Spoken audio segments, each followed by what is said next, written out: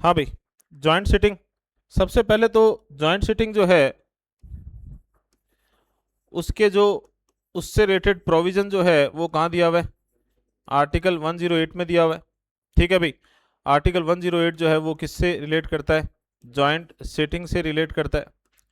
फिर अगली चीज, जॉइंट सिटिंग जो है इसका एक तरीके से अगर हम कॉन्स्टिट्यूशन के सोर्सेज के पॉइंट ऑफ व्यू से पूछें तो जॉइंट सिटिंग है वो हमने कहाँ से ली है भाई? ऑस्ट्रेलिया से। ये जॉइंट सिटिंग का जो आइडिया है वो हमने ऑस्ट्रेलियन कॉन्स्टिट्यूशन से लिया। कहाँ से लिया? ऑस्ट्रेलियन कॉन्स्टिट्यूशन से लिया। अब अगली चीज, जॉइंट सिटिंग कब आएगी? डिस्प्यूट की कंडीशन में। कब आएगी? डिस्प्यूट की कंडीशन में। अच्छा, एक चीज और, ये जॉइंट सिटिंग जो है वो आपको केवल सेंटर में देखने को मिलती है। स्टेट में जॉइंट सिटिंग है वो आपको नहीं देखने को मिलेगी। क्यों नहीं मिलेगी? अभी अपने इसी डिस्कशन में आपको थोड़ा सा बता दूंगा मैं। अब मेरी बात सुनना, डिस्प्यूट। अब डिस्प्यूट जो है वो क्या होगा अभी? मान लो कोई बिल है। अच्छा, डिस्प्यूट भी किस में? तो भाई यहाँ पर हो रही है केवल कौन से बिल की बात? ऑर्डिनरी बिल की बात। कौन से बिल की बात? ऑर्डिनरी बिल की बात। या आप कह लो फाइनेंशियल बिल फर्स्ट की बात। किसकी बात? फाइनेंशियल बिल फर्स्ट की बात। या आप कह दो फाइनेंशियल बिल सेकंड की बात। किस में जॉइंट सिटिंग जो है वो नहीं होगी? तो अपने को पता है मनी बिल में नीड ही नहीं होती, क्योंकि उसमें राज्यसभा इस बिल को रोक ही नहीं सकती। तो भाई मनी बिल में जॉइंट सिटिंग की नीड ही नहीं होती। There is no need of joint sitting in case of money bill.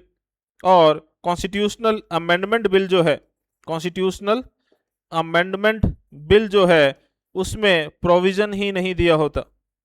There is no provision for there is no provision for joint sitting.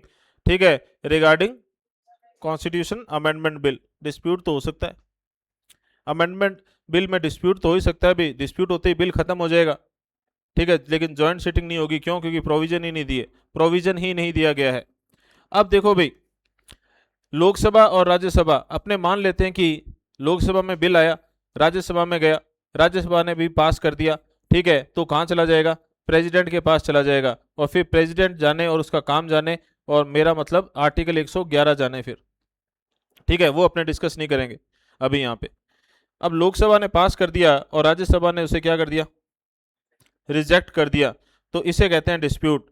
या फिर राज्यसभा ने क्या किया? इसके अंदर अमेंड कर दिया। क्या कर दिया? अमेंड कर दिया, और अमेंड करके पास कर दिया। या राज्यसभा ने 6 महीने तक कुछ भी नहीं किया। राज्यसभा ने 6 महीने तक कुछ भी नहीं किया।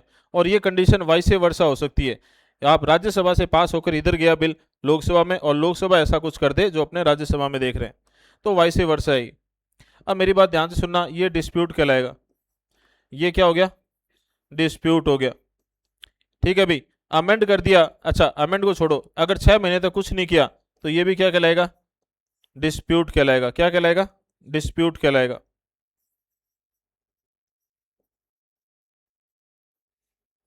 अब अगर अमेंड कर दिया तो क्या होगा? ये बिल वापस जाएगा, और लोकसभा क्या करेगी? लोकसभा ये जो अमेंडमेंट्स है इनको या तो पास करेगी या रिजेक्ट करेगी। अगर अगर ये पास कर दिया, इसके अमेंडमेंट्स को पास कर दिया बिल के अंदर, तो ये क्या हो गया अभी? ये बिल पास हो गया, कहाँ चला जाएगा? प्रेसिडेंट के पास, और फिर प्रेसिडेंट और आर्टिकल 111 जाने। लेकिन अगर ये अमेंडमेंट्स रिजेक्ट कर दिए राज्यसभा के या दूसरे हाउस के, जो अमेंडमेंट्स है वो इस हाउस ने रिजेक्ट कर दिए, तो ये क्या कहलाएगा? डिस्प्यूट कहलाएगा। तो अब ये 3 4 कंडीशन जो भी आपको डिस्प्यूट की नजर आ रही है, एक तो ये, एक ये, और एक ये, 3 कंडीशन। इन तीनों ही कंडीशन में ऑर्डिनरी बिल या फाइनेंशियल बिल फर्स्ट या फाइनेंशियल बिल सेकंड के केस में क्या होगी? जॉइंट सिटिंग होगी। क्लियर है भाई? तो भाई सीधी सिंपल सी बात है, जॉइंट सिटिंग को सम्मन करने की पावर किसके पास है? तो ये प्रेसिडेंट के पास है। ये जॉइंट सिटिंग को क्या करेगा, सम्मन करेगा। ठीक है, अब ये जॉइंट सिटिंग को प्रिसाइड कौन करेगा, तो आपको पता है अभी कौन करेगा, लोकसभा का स्पीकर करेगा, स्पीकर ऑफ लोकसभा। अगर ये ना हो तो deputy speaker of Lok Sabha.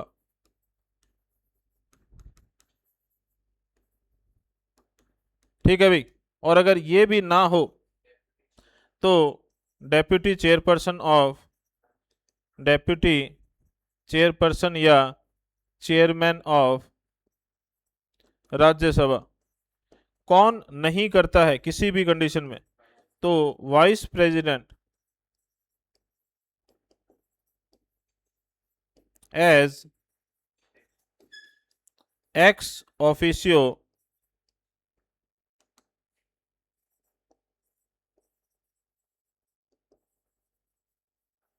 Chairman of Rajya Sabha, इसको प्रिसाइड नहीं करेगा कभी भी। अब मेरी बात ध्यान से सुनना भाई, और इसके बारे में हमें जॉइंट सिटिंग के बारे में क्या पता होना चाहिए।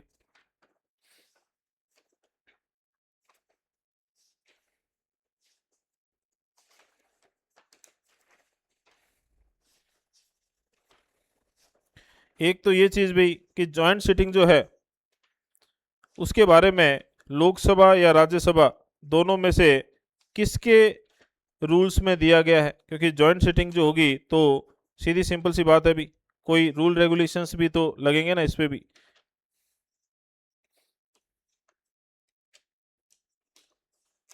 और एक ये कि जॉइंट सिटिंग जो है वो अब तक की हिस्ट्री में कितनी बार जो है जॉइंट सिटिंग लगी है भाई, तो कितनी बार है, 3 बार। कितनी बार है, 3 बार।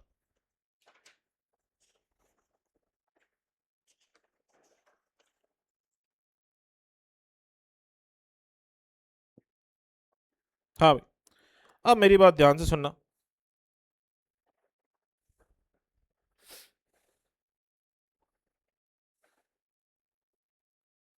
The speaker of Lok Sabha preside over a joint sitting the two houses and the deputy. ठीक है, joint sitting of the two houses and the deputy speaker in her absence, deputy speaker absent हो तो डेप्यूटी चेयरमैन ऑफ राज्यसभा। कौन नहीं करेगा, तो कौन नहीं करेगा, वाइस प्रेसिडेंट नहीं करेगा। ठीक है भाई, फिर नीचे ध्यान से सुनना, the joint sitting is governed by the rules of procedure of Lok Sabha. तो ये भाई राज्यसभा के रूल ऑफ प्रोसीजर से गवर्न होगी या लोकसभा के रूल ऑफ प्रोसीजर से गवर्न होगी, तो ये होगी भी rules of procedure of Lok Sabha. एक तो ये चीज इसमें एकदम एग्जैक्ट याद कर लेना भी। ठीक है भाई, अब मेरी बात ध्यान से सुनना, ये आज तक के इतिहास में कितनी बार आई है, 3 बार आई है भी। क्लियर है।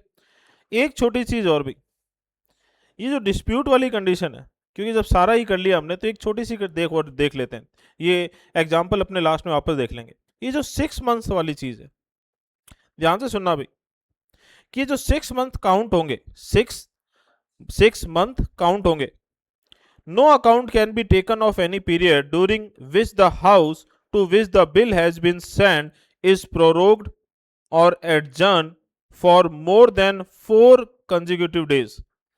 तो भाई ये जो 6 मंथ है ना, ये लगातार एक टाइम पीरियड काउंट होगा। ठीक है भाई, इसके अंदर कोई भी ऐसा डे काउंट नहीं होगा जब हाउस जो है वो एडजर्न्ड है, ठीक है, या क्या है, प्रोरोग्ड है फॉर मोर देन 4 consecutive। भाई कॉन्जिक्यूटिव का मतलब क्या हुआ, लगातार।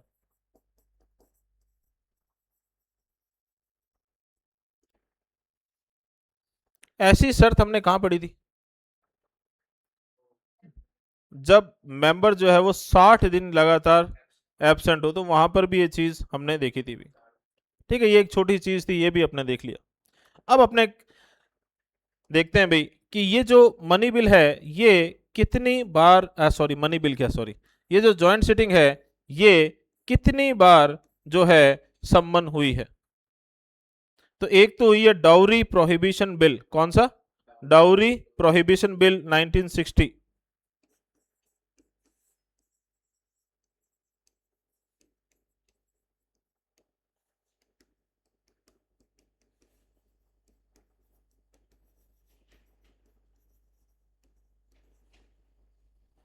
ठीक है भाई। एक है banking service commission repeal bill, banking service commission repeal bill 1977 है शायद, हाँ।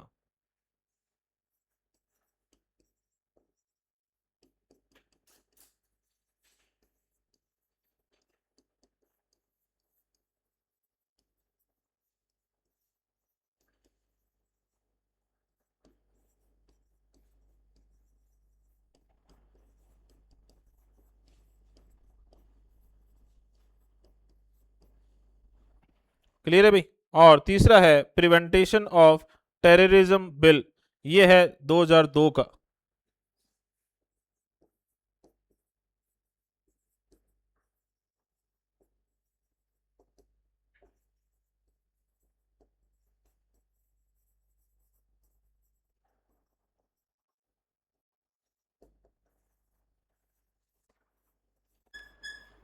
हाँ भाई, पहला कौन सा है? Dowry prohibition bill 1960। दूसरा banking service commission repeal bill 1977। और तीसरा प्रिवेंशन ऑफ टेररिज्म बिल कब का? 2002 का। क्लियर है भाई।